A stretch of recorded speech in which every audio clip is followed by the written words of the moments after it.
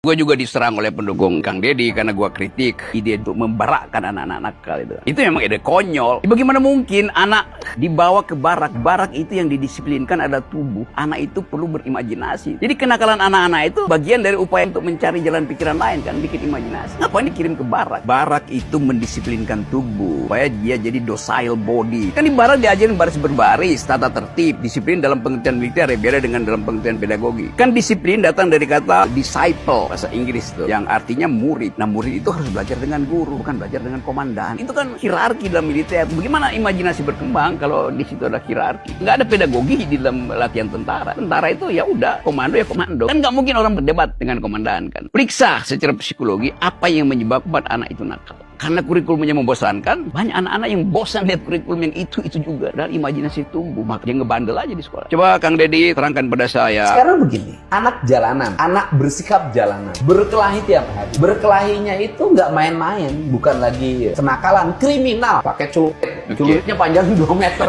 Penanganannya selama ini apa sih? Dipanggil di sekolah, dinasehatin. Nggak bisa. Saya mengatakan, oh ini harus diselesaikan. Nah ini kan pemahaman barak militernya salah. Orang lain memahami barak militer itu adalah barak militer kayak di Amerika. Di Kodam 3 Siliwangi ada namanya DOD kan, Komando Pendidikan. Calon karyawan swasta dididik di situ. ASN prajabatan di situ. Anak-anak itu dimasuki di situ karena tentaranya sudah tentara guru, bukan tentara perang, hadir menjadi ayah. Maka dia ngerti psikologi anak. Setelah itu saya lengkapi dong dengan grapolog, psikolog, psikater. Ada rangkaian tuh analisis, dipilah anak-anak itu. Kan yang terjadi berhasil. Justru ketika balik orang tuanya itu problem. Anak-anak itu tidak mau pulang. Udah selesai. Tapi dia nggak mau pulang karena orang tuanya akan membuat dia depresi. Jadi problem Indonesia itu bukan hanya pada anaknya, pada orang tua dan lingkungan. Karena ini bicara lingkungan, maka saya ambil kebijakan baru lagi. Anak keluar sekolah, ini harus gimana? Mereka udah baik. Maka iklim lingkungannya udah baik, harus baik. Maka harus dibuat lagi peraturan. Tidak boleh keluar malam sampai jam. Boleh lebih dari jam 9. Kenapa? Agar dia tidur jam 8. Agar ruang dia nongkrong, ruang dia bermain, ruang dia tawuran. Itu selesai. Di kota Bandung biasanya jadi pusat geng motor. Sekarang pintu.